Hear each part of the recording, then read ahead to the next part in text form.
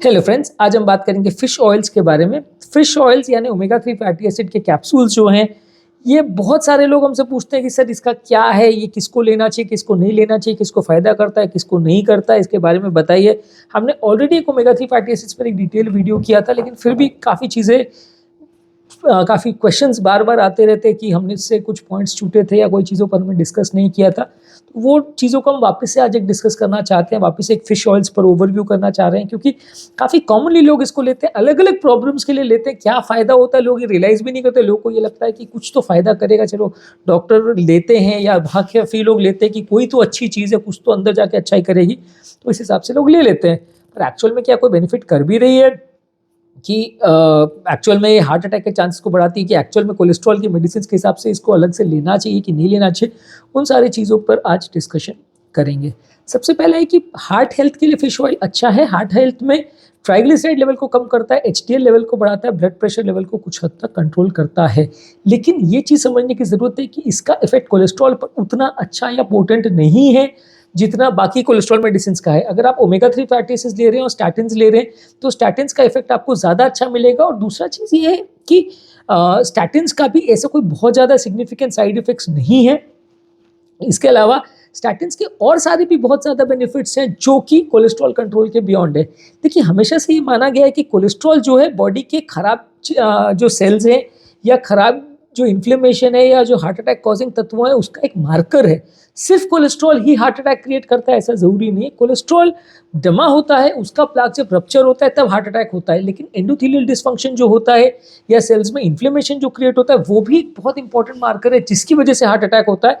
हर व्यक्ति जिसको high cholesterol होगा उसको ब्लॉकेज होने के चांस जरूर बढ़ जाते हैं, लेकिन हार्ट अटैक होने का चांस और बहुत सारे फैक्टर्स गवर्न करते हैं। तो स्टैटिन्स का उनमें ज़्यादा रोल है, क्योंकि एंडोथेलियल डिसफंक्शन लेवल पे भी वो ज़्यादा काम करता है। बहुत सारे अननोन मैकेनिज्म्स या तरीके हैं जिससे भी स्टैटिन्स काफ़ी सिग्निफिकेंट बेनिफिट देता है। तो इसलिए अगर इन दोनों में चूज़ करने की बात आ रही है तो डेफिनेटली हम स्टैटिन्स को ज़्यादा चूज़ करेंगे, क्योंकि एक तो ये कि एलडीएल कोलेस्ट्रॉल पर ही ज़्यादा फोकस करना चाहिए, क्योंकि ज़्यादातर एचडीएल कोलेस्ट्रॉल यानी गुड कोलेस्ट्रॉल के लिए जो भी स्टडीज़ है, उन्होंने बहुत सिग्निफिकेंट बेनिफिट दिखाने में असमर्थता दिखाई है। ज़्यादातर उसके साथ जितनी भी स्टडीज़ है जिसमें मेडिसिन भी ली गई, इनफैक्ट वो मेडिसिन लेने के बाद लोगों को फ़ायदा होने के बदले कई बार नुकसान भी हुआ है। तो वैसे केसेस में अगर आप बात करेंगे कि देखिए ओमेगा 3 फैटी एसिड्स से हम एचडीएल को बढ़ाएंगे, तो वो वैसे ही बहुत बेनिफिट नहीं है। रहा सवाल ट्राइग्लिसराइड्स का भी, तो ट्राइग्लिसराइड के लिए भी उससे कहीं ज़्यादा पोटेंट मेडिसिन फिनोफिब्रेट है, जो कि आपको गारंटेड रिजल्ट्स देगी कि भाई इतना आपका ट्राइग्लिसराइड है, आपने मेडिसिन लिया और आपको लगभग 50-40% रिडक्शन मेडिसिन के साथ मिल जाएगा। कोलेस्ट्रॉल का भी ऐसा है, अगर आप ठीक ठाक लेवल पे कोलेस्ट्रॉल की मेडिसिन लेते हो तो हम आपको गारंटेड रिजल्ट दे सकते हैं कि आज आपका एलडीएल 200 है। हार्डली ऐसा कोई पेशेंट होगा, मे बी लेस देन 2-5% ही ऐसा होंगे जिनका बहुत हाई बेसलाइन कोलेस्ट्रॉल लेवल्स होगा, तो ही वो कंट्रोल नहीं हो पाएंगे। अदरवाइज हाई डोज अगर हम मेडिसिन देते हैं तो मोस्ट ऑफ द केसेस में आपको कंट्रोल आ ही जाएगा। हाँ, ये है कि थोड़ा बहुत साइड इफेक्ट्स होगा, वो मैं मान रहा हूँ, लेकिन कंट्रोल होने का गारंटी है। ओमेगा 3 फैटी एसिड के साथ उतना ज़्यादा वो नहीं है डेटा कि वो कंसिस्टेंटली आपका लेवल कम कर ही देगी। डाउटफुल रिस्पॉन्स है। 40-50% केस में कुछ रिडक्शन मिलेगा, 10-15-20% तक का रिडक्शन मिल सकता है। लेकिन आपको ऐसा नहीं है कि आपने 2 कैप्सूल के बदले 4 कैप्सूल खा लिए तो 200 कोलेस्ट्रॉल एलडीएल आपका 100 पे आ जाएगा, वैसे यूजली नहीं होगा। अगर रिडक्शन मिलेगा भी तो 10-20-30 मिलीग्राम्स पर डेसीलीटर का फर्क मिलेगा, यानी 200 से आप 170 पे ले आएंगे कोलेस्ट्रॉल्स को। मे बी ट्राइग्लिसराइड आपका 500 है तो 400 पे ले आओगे, ऐसा हो सकता है। लेकिन 500 से 200 पे या 150 जो कट ऑफ है वहां पे ले आओगे, ये थोड़ा सा मुश्किल है। तो इसका इफेक्ट उतना कंसिस्टेंट नहीं है, ये जानना समझना जरूरी है। दूसरा ये है कि इसके और भी कोई बहुत ज़्यादा बेनिफिट्स हैं कि ये बिल्कुल मृत्यु दर को कम कर रहा है या बहुत ज़्यादा इसमें बेनिफिट्स हैं हेल्थ के पॉइंट ऑफ व्यू, ऐसा भी बहुत ज़्यादा कुछ नहीं है डेटा अवेलेबल। जापानीज एक स्टडी थी भी जिसने ये ट्राई किया था डॉक्यूमेंट करने का कि कुछ सिग्निफिकेंट मोर्टालिटी बेनिफिट इससे मिल रहा है क्या, ऐसा नहीं मिल पाया।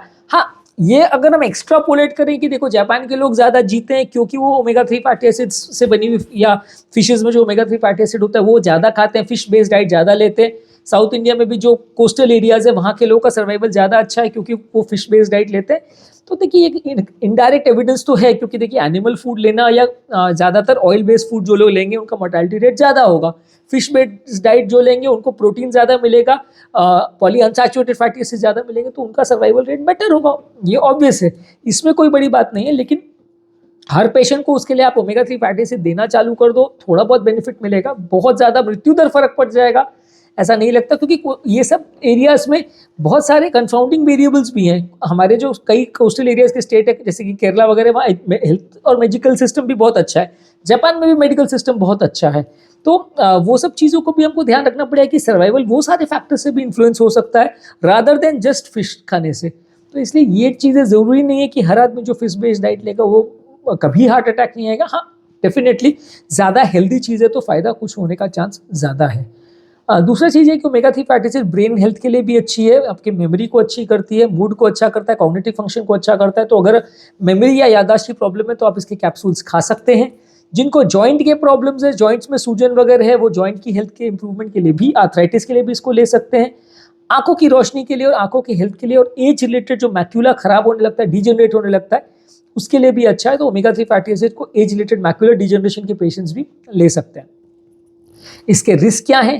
थोड़ा सा देखिए, ब्लड थिनिंग प्रॉपर्टीज है, तो अगर आप बाकी ब्लड थिनर्स के साथ अगर ले रहे हो तो ज़्यादा खून पतला हो जाए, ऐसा हो सकता है।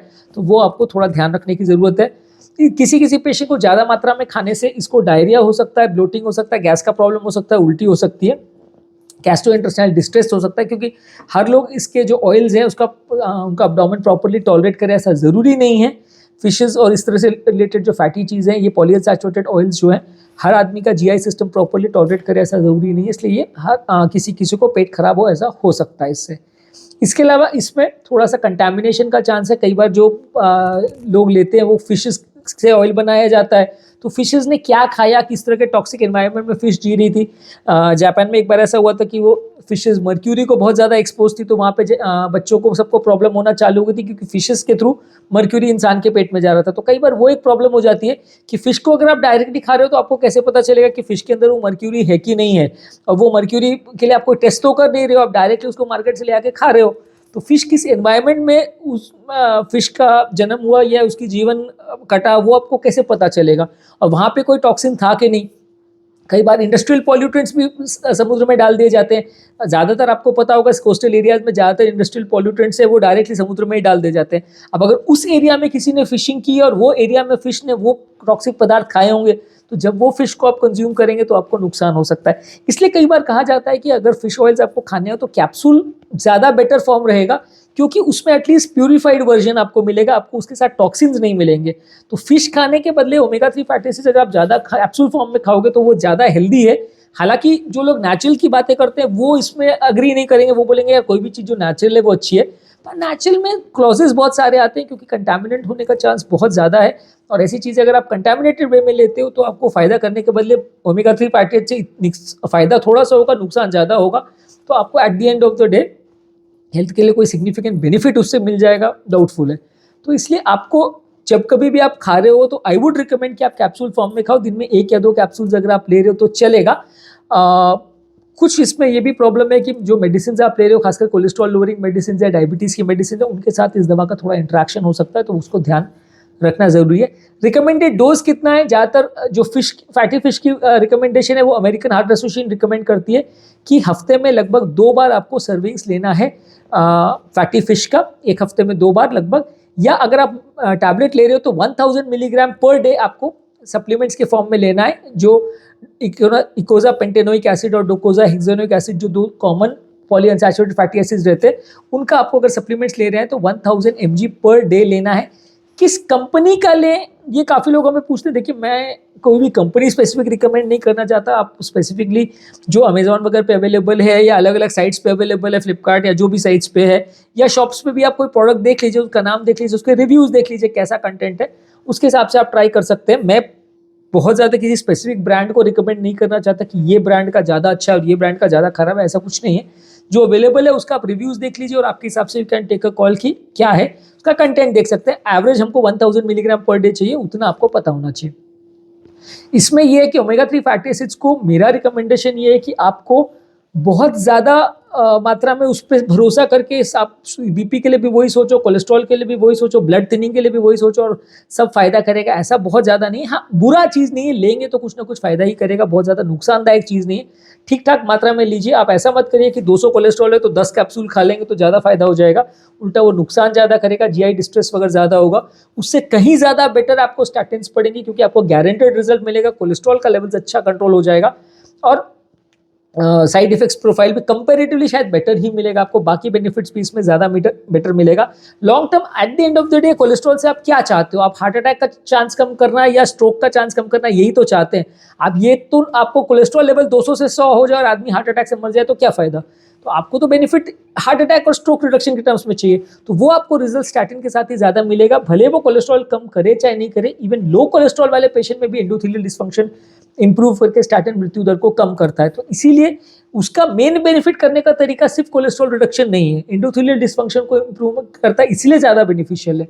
तो इसीलिए वो ज़्यादा प्रेफरेबल ड्रग पड़ेगा। और अगर आप दोनों में से किसी को चूज करना है तो मैं तो कहूँगा कि 100 में से 100 बार हर पेशेंट को स्टैटिन्स को ज़्यादा प्रेफर करना चाहिए as compared to omega 3 fatty acids. ये भी 100% सेफ चीज़ नहीं है और भले नेचुरल है, लेकिन वो आपका एंड पॉइंट जो आपको मीट करना है कि कोलेस्ट्रॉल परफेक्ट कंट्रोल हो जाना चाहिए, हेल्थ अच्छा होना चाहिए, बीपी कम हो जाना चाहिए, ब्लड थिनिंग हो जाना चाहिए, सब कुछ परफेक्टली अचीव हो जाएगा ऐसा कोई ज़रूरी नहीं है। ओमेगा 3 फैटी एसिड से रिलेटेड एक दो और बोनस पॉइंट्स मैं आपको बता रहा हूँ कि इसमें प्रेगनेंसी में सेफ्टी डॉक्यूमेंटेड नहीं है, तो प्रेगनेंसी जो फीमेल्स को है या जो बच्चे को फीड कर रहे हैं उनको ध्यान से लेने की ज़रूरत है। बहुत ज़्यादा सेफ्टी डॉक्यूमेंटेड नहीं है तो उस दौरान आप ना ले तो ज़्यादा अच्छा है। कुछ लोगों को इसमें एलर्जी भी होने का चांस है, तो जिन लोगों को फिश बेस ऑयल से या फिश से एलर्जी है या एल्गे बेस सप्लीमेंट से एलर्जी है, वो सारी चीज़ें इसको ना ले क्योंकि इसमें कई बार आपको सीवियर एलर्जिक रिएक्शंस हो सकते हैं। इसके अलावा एक चीज़ और भी समझने की ज़रूरत है कि हेल्दी डाइट का सप्लीमेंट नहीं है। कई लोग को ऐसा लगता है कि ये खा लिया बस बाकी सब कचरा कूड़ा जो भी हमको मिले तेल घी का वो खा लिया सब चलेगा, साथ में ओमेगा 3 फैटी एसिड खा लिया तो सब ठीक हो गया। तो ऐसा नहीं होता। हेल्दी डाइट का सप्लीमेंट नहीं है, एक्सरसाइज का सप्लीमेंट नहीं है, बैलेंस डाइट का सप्लीमेंट नहीं है, उसके बदले नहीं है, उसके साथ में आप इसको कर सकते हैं। उसके बदले आप अगर करने की कोशिश करें, उसका सब्सटीट्यूट बनाने की कोशिश करें आप एक्सरसाइज का और डाइट का, तो वो गलत है। उसके सप्लीमेंट में या बेनिफिट के लिए साथ में ले तो ज़्यादा अच्छा है। इसके अलावा फिशेस को जब भी आप या ओमेगा 3 फैटी एसिड्स को से बने ऑयल्स को अगर आप जब भी स्टोर करते हैं तो उसको प्रॉपरली स्टोर करना चाहिए। उनको इस तरह से स्टोर करना चाहिए कि वो कूल ड्राई प्लेस में रहे। अगर किसी ऐसी जगह पे आपने छोड़ दिया जहाँ किचन में गर्मी वगैरह बहुत ज़्यादा है तो ये ख़राब हो जाएंगे कैप्सूल्स, क्योंकि इसमें आपको जो पॉलीअनसैचुरेटेड फैटी एसिड्स रहते हैं उनका स्टेबिलिटी बहुत कम रहते हैं, तो बहुत जल्दी ये डीनेचर हो जाते हैं, रैंसिड हो जाते हैं, फिर ये कुछ फ़ायदा नहीं करेगा, उल्टा नुकसान करेगा। तो वैसा स्टोरेज मत करिए, नहीं तो आपको उल्टा प्रॉब्लम्स ही होगी। तो आज के टॉपिक में हमने ओमेगा 3 फैटी एसिड्स या फिश ऑयल्स के बारे में बात की। यदि इस टॉपिक को संबंधित आपकी कोई कमेंट्स, क्वेरीज, सजेशंस है, कोई और टॉपिक्स पर आप चाहते हैं वीडियोस बनाएं, कोई पेशेंट रिलेटेड क्वेरीज है तो नीचे कमेंट सेक्शन में उनके बारे में बताइए, हम उन्हें कवर करने का प्रयास करेंगे। अंत में मैं डॉक्टर नवीन अग्रवाल तहे दिल से आपका शुक्रिया अदा करूँगा कि आपने इस टॉपिक को एंड तक देखा। जो लोग हमारे चैनल पे नए हैं उन्हें रिक्वेस्ट करूँगा कि चैनल को सब्सक्राइब करें। ऐसा करने से चैनल को कंटिन्यू करने के लिए हमें मोटिवेशन और इंस्पिरेशन मिलती है, और जब भी हम कोई नया कंटेंट अपलोड करते हैं या कोई यूट्यूब लाइव सेशंस करते हैं तो नोटिफिकेशन आपको मिल जाता है, आप तुरंत उसका बेनिफिट ले सकते हैं। जो लोग हमारे चैनल पर बहुत ज़्यादा डिटेल वीडियोस नहीं चाहते, उनको लगता है कि सारे टॉपिक का इंपॉर्टेंट पॉइंट्स या ब्रीफ समरी कोई हमको बता दे, सारा डिटेल में नहीं जाना चाहते, उनके लिए रेगुलर बेस पे हम यूट्यूब शॉर्ट्स अपलोड कर रहे हैं जिसमें सारे टॉपिक का 1 मिनट में ब्रीफ समरी हम आपको देते हैं। आप उसका बेनिफिट ले सकते हैं, उसको अपने फ्रेंड्स, फैमिलीज और रिलेटिव्स और सोशल मीडिया ग्रुप्स में भी शेयर कर सकते हैं हेल्थ टिप्स के फॉर्म में। ये सारा कंटेंट को हम इंस्टाग्राम और फेसबुक रील्स पे भी अपलोड कर रहे हैं, तो आप वहाँ पे भी हमें फॉलो कर सकते हैं। जो लोग हमारे चैनल पे जिनको कंटेंट ढूंढने में दिक्कत आती है कि इतने सारे वीडियोस हैं, हमारे मतलब का टॉपिक कहाँ है, अब जिसको पेट का बीमारी है वो ब्रेन का कंटेंट देख के क्या करेगा, तो इसके लिए आपको स्पेसिफिक प्लेलिस्ट पर जाना है। हमने सारे चैनल को प्लेलिस्ट में डिवाइड किया जिसमें हर टॉपिक को हमने जिस सिस्टम के साथ या जिस चीज़ से रिलेटेड है उस पर प्लेलिस्ट में डिवाइड किया। आपको जो भी बीमारी है हार्ट के बारे में, लिवर, किडनी, ब्रेन या angiography, angioplasty, bypass, cholesterol, BP, sugar, cholesterol, जो भी चीज़ देखना है उसके स्पेसिफिक प्लेलिस्ट पर जाइए। लिंक मैं डिस्क्रिप्शन बॉक्स और कमेंट सेक्शन में छोड़ दे रहा हूँ, उसको आप क्लिक करेंगे तो आपको ज़्यादा रेलेवेंट कंटेंट मिलेगा, ज़्यादा यूजफुल कंटेंट मिलेगा, ज़्यादा टाइम वेस्ट नहीं होगा और आपको ज़्यादा टॉपिक्स ढूंढने की ज़रूरत नहीं पड़ेगी।